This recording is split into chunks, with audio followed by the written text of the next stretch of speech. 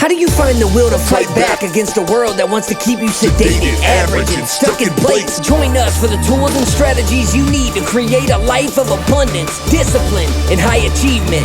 This is the Tactical Empire with Jeff Smith.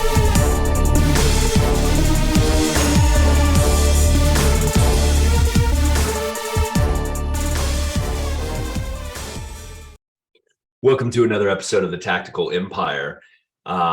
We're here today with none other than the lovely Kirsten Smith.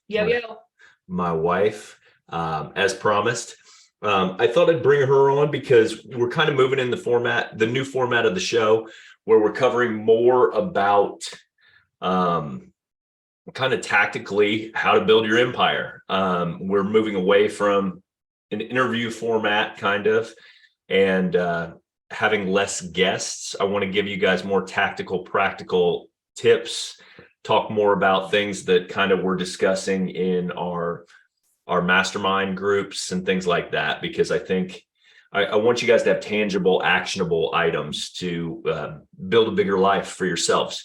And so I thought I'd bring Kirsten on and we could talk about a couple things, bounce some things back and forth about how obviously she's been a part of building everything that we built over the last 15, 20 years, and bring a different perspective about how things kind of went throughout that time. We've had good times and bad times and everything in between. One of the interesting things I think that when we talk about like what I do with my inner circle mastermind and stuff like that, I focus on wealth building quite a bit. But ultimately, really what it's about is I think money is a tool to provide you freedom, and it buys you time. And that time is the most important thing that we're looking for. So like I've got guys in my mastermind group and I beat them over the head with increasing their cash flow on a monthly basis. And what are we investing in to get more and more cash flow? And so it seems very money minded, but it's not truly money minded, because each of us, our foundation is built on our family and being great husbands and being great fathers. But ultimately during the day from 9 to 5 when we're working or whatever, we're out there trying to increase our actual investments and our income and cash flow coming in so that we can ultimately buy more time, buy more experiences with our family, and kind of live life to our own accord. And I feel like you and I have done a very good job of this, specifically over the last 3 years, I think, of developing the lifestyle that we wanted and kind of manufacturing deliberately and intentionally. That's another thing we talk about constantly, is the intentionality of what you're doing. Ultimately, I think not early on in our relationship, but like the middle part of our relationship in our 30s, my 30s, you're still Thank you. Very spry and in your early 30s. And but during my 30s, certainly I don't think I was having the intentionality of a destination of where we were going. I was just aimlessly chasing opportunities, if you will. Mm-hmm. Would you agree with that? Absolutely. Okay. And how do you think we got more intentional about what we were doing? I don't know that I can speak for you, but I can speak for me.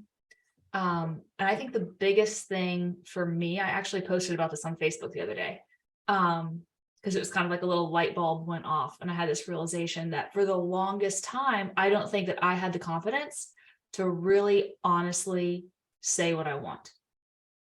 I felt like, I don't really know how to describe it. Maybe like life dishes stuff out, right? And like I had a good life, and maybe who was I to expect more out of it? Who was I to even demand more out of it? And, I see this sometimes like with clients that I work with. How much are they willing to actually get very real and very honest about what they truly want, right? And it could be something like super simple, like I want a new car, but it could be something really, really big that they want in life, or the type of life they want, or the feelings that they want. And I don't think I gave myself permission for a really long time to like admit what I really want in life. Once I did that, then things started to really change. Yeah, I think that's an interesting. I think most people live like that, just receiving whatever really comes their way, and based on like past stories they have or embedded, ingrained thoughts they have from growing up or stories that they're telling themselves, they kind of just accept their direction in life or whatever, and not necessarily that it's even like a woe is me type attitude. It's just like, we're doing better than most or average or whatever. You don't expect greatness out of yourself or have an expectation of exceptionalism or content to be average. Average is comfortable. Right. And I think for me, that was the thing that was eating at me the most. I mean, we were never really in a bad spot necessarily, financially or anything like that. I mean, we didn't have a fantastic relationship and we grew apart over time. But like, it was still very average. Yeah. Like if you look around, Sure. It was that kind of middle of the road. Like it's not bad enough to force you to make uncomfortable changes or acknowledge uncomfortable things. It's like being moderately in debt, having a moderately shitty relationship, like any of that stuff, just being kind of middle of the road. It's hard to really commit one way or the other because it could get way worse or it could get way better. Right. And it was just status quo, right? And Yeah. so if you're like a level 5 on a 1 to 10 and you have to understand that the change is potentially going to go one way or another, but something's going to change, like that's a scary thing to accept. Like when you finally just draw your line in the sand and say, this is it, like we're not settling for a level 5 whatever marriage relationship anymore. And the I think the scary thing for most people is that, like, what the fuck if it goes to 0 and like if it disappears? Because you're talking about, if you just say I won't accept this anymore, this level 5 in anything, your finances, your fitness. I mean, if you're fat and like out of shape and like that, it's the same type of thing. But if you draw the line in the sand and say I'm not accepting that anymore because that's not who I am, like your partner might not be on board if it's about your relationship. So I mean, or you're risking failure. Yes, that's what it is. Actually, it's not necessarily your partner getting on board or agreeing. Like if it's about your fitness, you could fail. Yeah. And I think that's where people get stuck, more than anything. It's easier to just kind of slog through than it is to risk failure and prove maybe your biggest fears or your suspicions to be true. You just have to galvanize your mindset to the fact that there's pain staying the same, though. Like you're miserable because of where you're at, but like it's the pain that you know. Mm-hmm. And so you have to kind of just change your mindset. And I think that's what I've done more than anything, is reframe, like, what's the alternative? And the alternative is staying right here with the position that I'm unhappy with in any circumstance. And so I'm huge on just like action and movement as far as like getting unstuck with things. Okay. Are we talking about work-life balance? Yeah, yeah. So I thought that was like the intro. Yeah, we're going to hop right in and talk about work-life balance. Work-life balance. Here we go. So last week I'm at my mastermind and I'm leading it. And this guy raises his hand and he's like, oh, I'm really interested in work-life balance. And half the room had already been in sessions with me and their eyes got really huge, like I was going to take his heart out of his chest. I am not a proponent. I do not believe in work-life balance. It doesn't exist. I think maybe that's probably what I was trying to do previously, before we were kind of doing what we're doing now. And work-life balance just doesn't exist. What is your take on it? This is a weird one because you and some other people, like, you have a visceral reaction to the term work-life balance. Like, it's not just you. Jeff Ducharme is another one. Every time he hears it, he's like, it's bullshit. You guys like react very strongly. It does not elicit that response in me when I hear it. So I don't have any super strong feelings, but I just think it comes down to priorities for me. Like, I know you want to talk about kind of our annual planning and reflections on last year and kind of where we're going this year. But for me, last year, my priorities were completely out of whack. And I mean, I guess from the outside looking in, you could say that my work-life balance was also out of whack. But I spent a lot of time making commitments at home that I really couldn't follow through on because I had so many work-related commitments, or, I had taken speaking engagements, or all of these different things to grow a business, grow a personal brand, all sorts of stuff. And then, my kids are watching TV all day because I'm rigid on my time blocks, and I was in the office doing stuff, and they knew, if they could wait another 20 minutes, I'm headed back into the office for my next time block. They can watch whatever they want. They can watch YouTube. They can eat food out of the pantry, all sorts of stuff.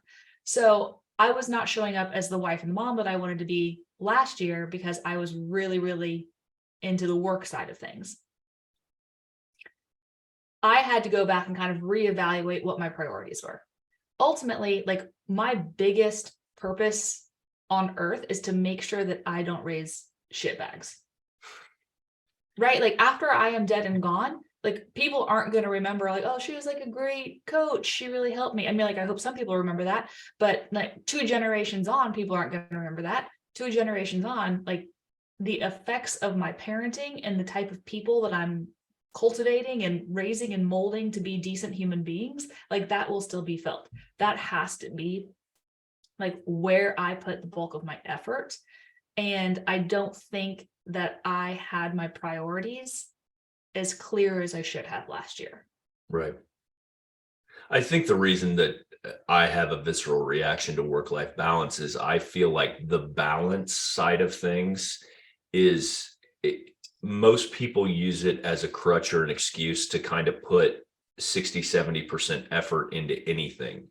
And the greatest people I know, the most successful people I know, are dynamic at being able to shift focus from one thing to another thing and put 100% effort into that thing when it's time to be focused on that thing. And if you struggle with that, which I do, I mean, in certain areas, I certainly do. I am better at focusing on certain things. And I don't think that the areas that I lack in being able to focus, which is when it's like turned off, hang out with the family type stuff, I don't think that the reason that I can't do that is because I'm unable to shift focus. I think it's more of like, I'm still trying to get comfortable in that role and understand what I'm doing. I mean, like, that's not really the right definition, but. Question. Sure. Okay. So what if people who have that really strong visceral reaction to this work-life balance idea, what if that's a cop-out so that you don't have to actually create the balance in your life and you get to just like be a workaholic? Just playing devil's advocate here. I don't think I'm a workaholic at all. I am very structured with my time and what I do and what I get done, but I'm not like doggedly like you don't married. ever like unplug and get it. I won't say never. It is difficult for you to completely unplug and be present in a solely non-work kind of environment. Like, if it's just family time, even date night, like, you still want to like go back there. Like, it is a major struggle for you to be fully present still. Huh. Aren't you glad you brought me on? Yeah. Like, here we go. Like, this is the real hard hitting facts. Yeah, I'm pretty dialed in, and I think it's just because of where we're at. Like, I have massive things I'm focused on, but then ultimately, like, that's why I try to put together my critical tasks for the day. That has been very, very helpful. Like, 3 to 5 things, whatever I'm working on right now. But like, once I check the boxes on those things, now I am guilty of adding too many things from time to time. Like today, we're trying to run it up before we have family over and do other stuff. And I'm trying to get 12 things done instead of 3. But ultimately, that like it gives me permission to feel like I have accomplished enough for that day, which is difficult to admit sometimes that I've accomplished enough for the day, because like I do struggle with it's never enough. And You struggle sometimes with the busy versus productive. occasionally. You've gotten better, I think, over the years, because you do identify like your actual critical task items, but even when they finish, you still feel like you should be busy. And so sometimes you'll fill your time with stuff because you're not fully making that transition. Fair enough. That's So- a fair assessment. Is that a work-life balance issue? No. Or is it just you got to be more diligent about being present on the tasks that you're doing? I guess you could be. No, I don't think it's being more present on the tasks that you're doing. Sometimes I do get distracted. There's no question, because of the environment that we work in and things like that. Or having 4 kids at home with you all the time is a bit distracting sometimes.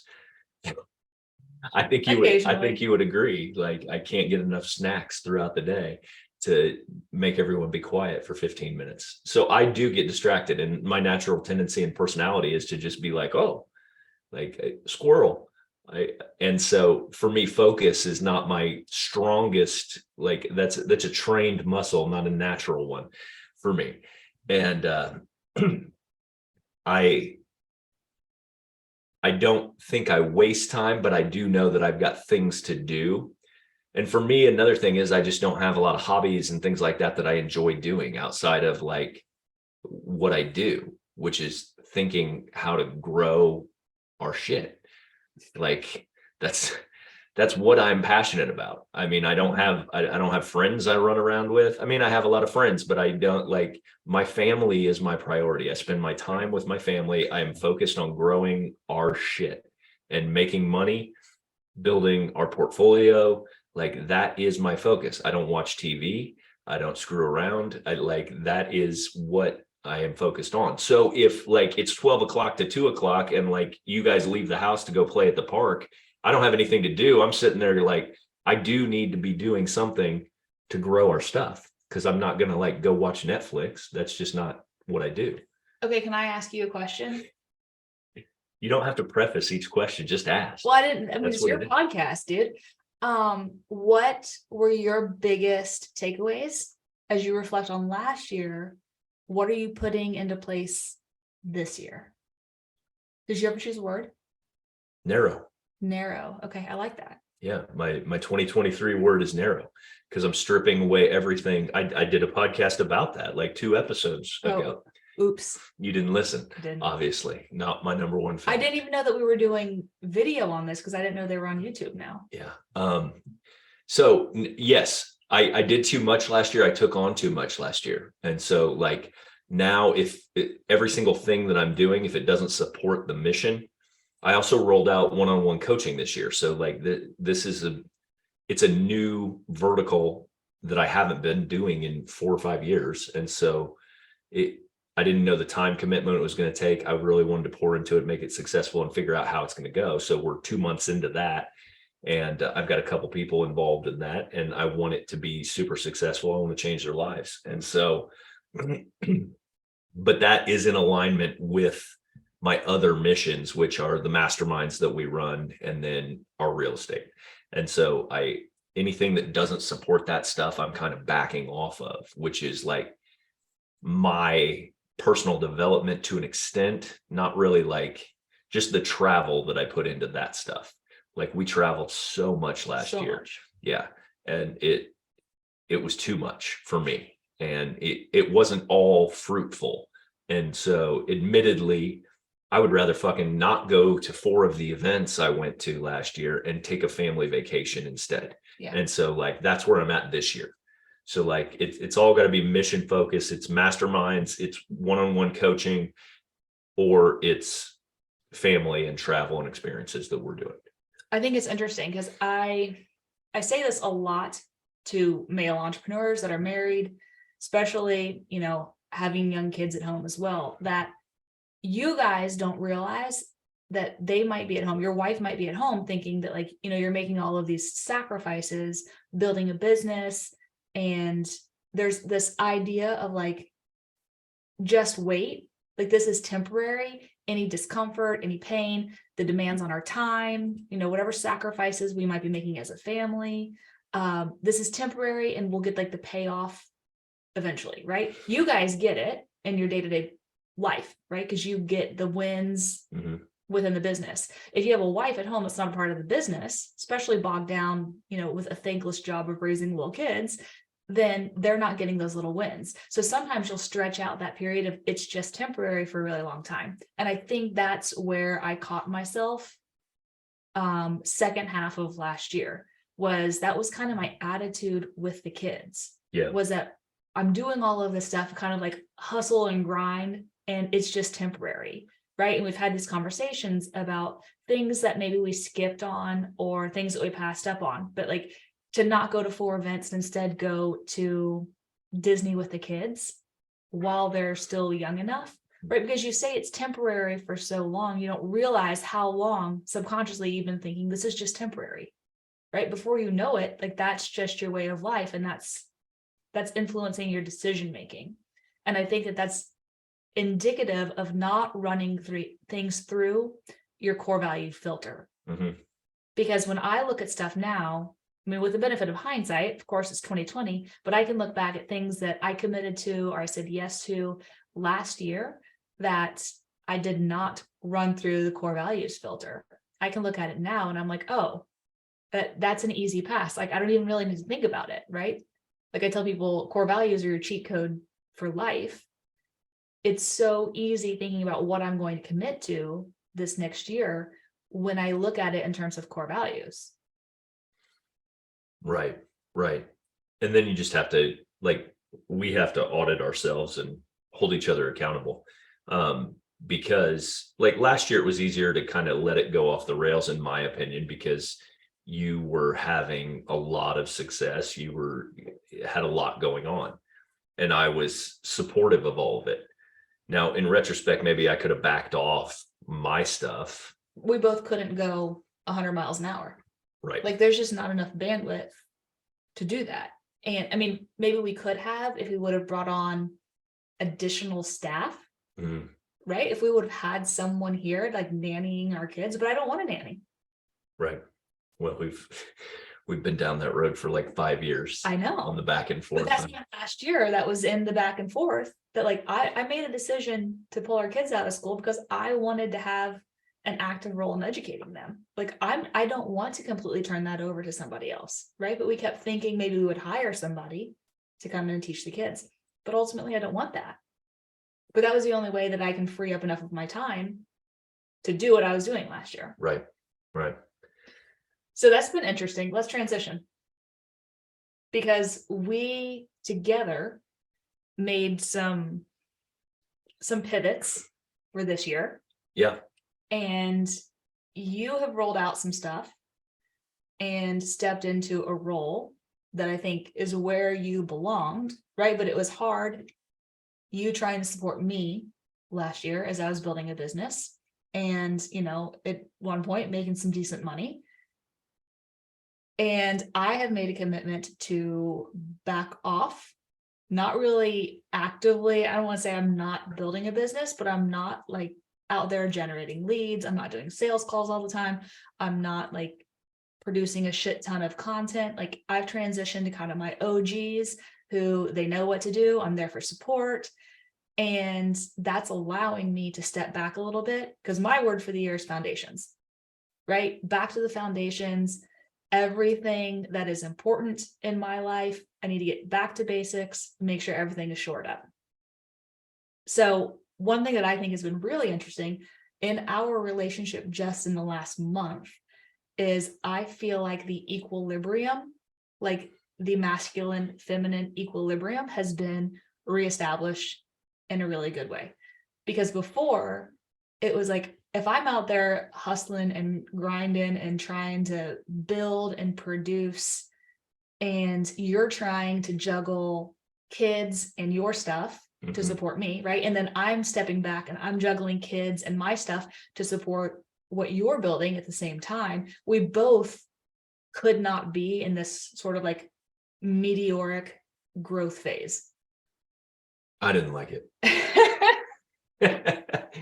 I am natural where I am at right now, which is like, it is my responsibility to produce and go out and produce for the family.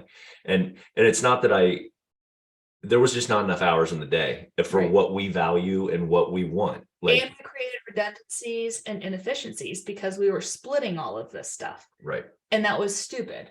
So what she's saying is we made an agreement at our annual planning that, like, as we talked through and communicated through everything in December, it was kind of like the realization that I was going to go back into building mode and producing mode and step away from these other things that were holding us back. And another thing that we actually took over, that I took over entirely, is our entire household finances. That's been a back and forth thing that we have bounced around for the longest time. Originally, Kirsten used to pay like our bills and stuff, and I used to just put money in the account. And it created like a lot of friction and stress because over time we have progressively like slid a little more off her plate. And it was just that thing in the background that was just causing friction for no reason, because we'd have things slipping through the cracks or like bills wouldn't get paid. And it's not her fault. I would hide them, or not hide them, but like it's the mail and then doesn't give it to me. Yeah. So there's a lot of reasons, but redundancy, when she talks about that, that's the reason that she's like, fine, just take it over. And because this is literally something we probably talked about three of the last annual planning, is like our household finances and who's going to handle them and how we're going to approach it this year. And finally, this year was just like, I'll take them 100%. And it wasn't just household. I was still doing stuff for our real estate portfolio, businesses, everything. And so like this year I've washed my hands of all of that stuff. It's just not my area of operations. Like, you want to be the finance guy, you're the producer, you're the man in the relationship. I'm totally fine with that, but you handle it all. And and then we'll be ended up getting bookkeepers and all that stuff for taking care of that. There should be VAs and things involved, in my opinion, but because you're not going to actually do it all. I have to, but you're in charge of it all. Correct. I have to systemize it. So that's been a big deal. And it's been bearing a lot of fruit already in the first month that we've been kind of transitioning into these roles of like, I'm going to go back to, I say back to work. I don't know. Like, you've been functionally retired for a long time. I work my ass off. All right. So we say, but like, I am happy to be in this role. It's freed me up to actually take on that new kind of vertical of one-on-one coaching too. We made that decision when like this was all talked through, because I needed other offerings. There were people that wanted more and more coaching. And so what we did was we developed different programs and brought some people on for a little more high touch. And that wouldn't have been possible if we were doing what we were doing last year, because we were already traveling like every 2 weeks. And so I'm going on site with our one-on-one clients, and that would have just added more travel to my schedule, which is not what we're doing this year. So I had a whole bunch of head trash about building something and becoming a producer financially in our relationship, which I really hadn't been on my own ever, right? Even when I used to like work and make money, it was just, it didn't really add up to anything. Right. So for the first time, it actually created something. And, I was setting financial goals each month that I wanted to hit. And I think that I was struggling with the concept of, once I became a producer, I couldn't unbecome a producer. And so I had a whole bunch of head trash with that. So when we went on annual planning and you said to me, like, I don't care if you're making $8,000 to $10,000 a month, I don't want your money. I don't care. I will go make that in like 2 seconds. Can you go and actually spend the time with the kids if that's where you're feeling guilty and that's where you're feeling like you're failing in life? Which was incredibly freeing to me, to give me kind of like that pass to go acknowledge those areas where I felt like I was falling short. That's so funny because I talk to my clients about that all the time with regards to like, don't build yourself a cage.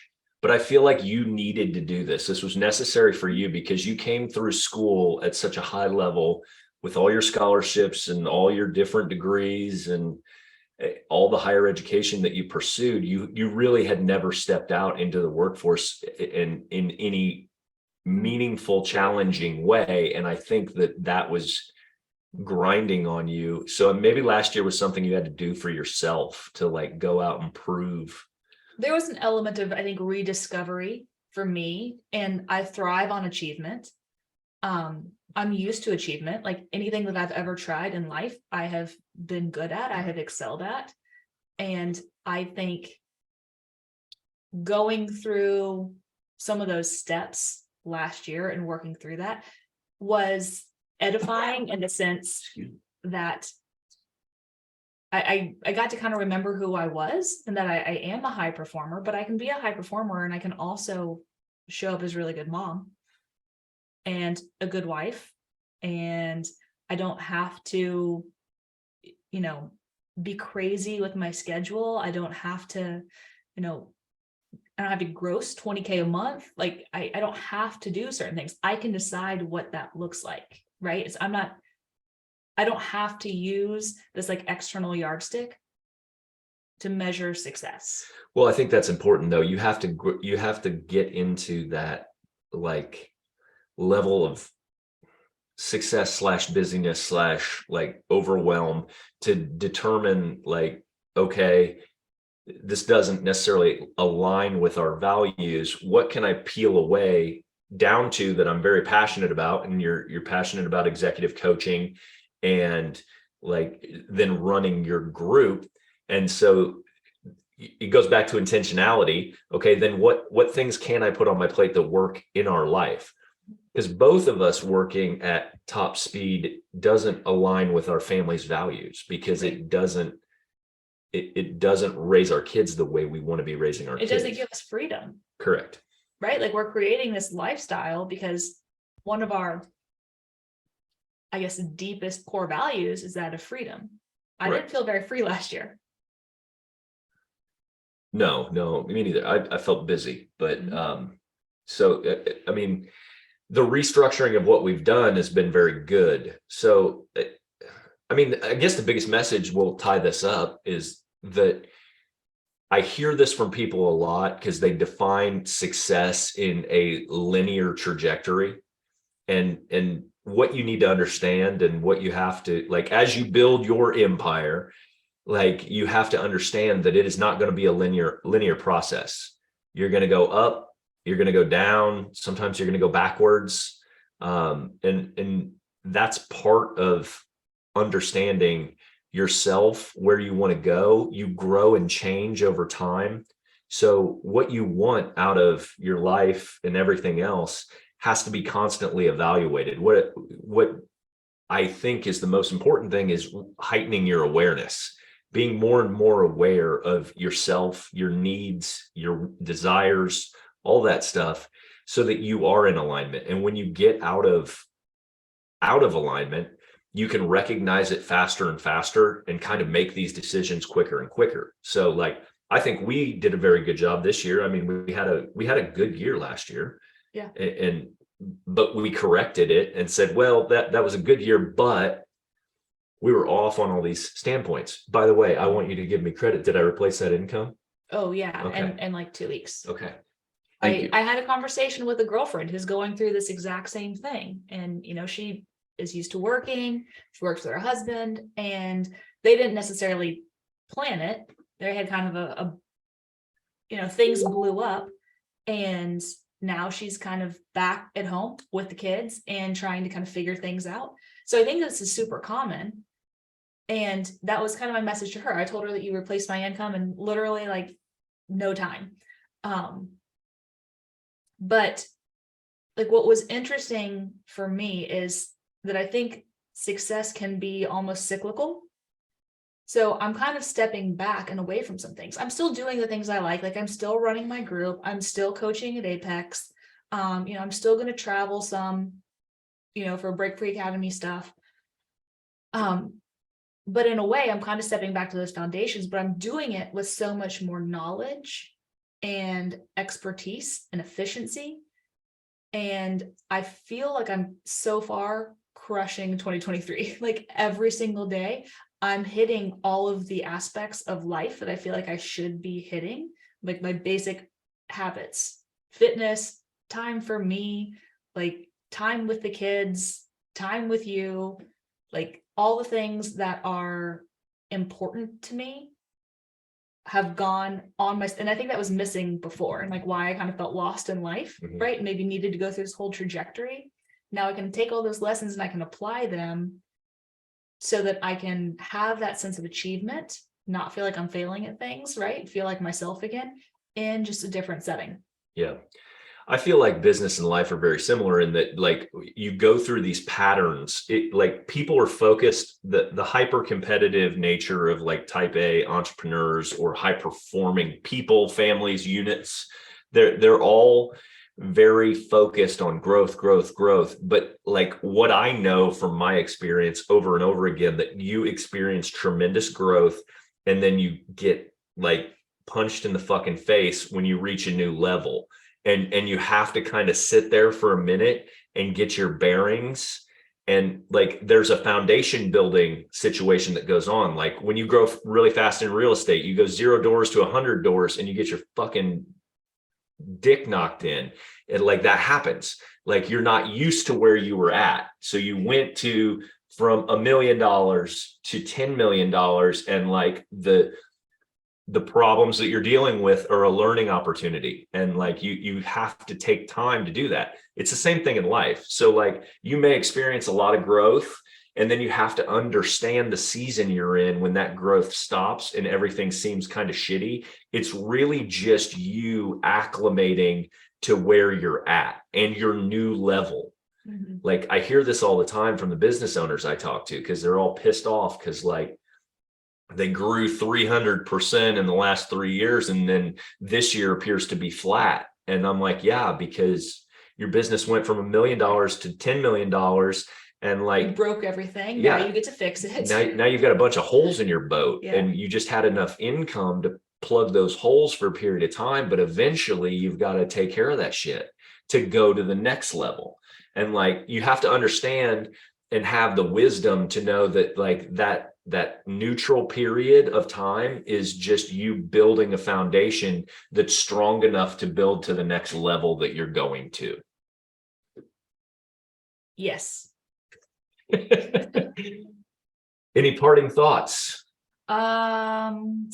I don't think so. There's no such thing as work-life balance. Work for work integration, work-life integration. I'm fine with that. So freedom above everything. Make as much money as you possibly can so that you can buy time and have experiences with the people you love. Until next time, this was the Tactical Empire. Whoa, we don't get any like social plugs on the show? How can people find you? If you'd like to connect with me, you can find me on all the socials. Facebook, Instagram is the Kirsten Smith. Shoot me a DM and we'll connect. You can hit me up at Real Jeff Smith on Instagram. If you want to hop into my inner circle, if you're a man that has a wife and kids or is interested in investing, that's what we're doing over there. Running a group of heavy hitters that are like-minded individuals that are trying to build wealth, be great husbands, be great fathers, kick ass in every aspect of life. Work-life integration. Join us. Thank you for listening to the show. Make sure you subscribe, leave a review, and share with a friend. We'll see you on the next episode of the Tactical Empire.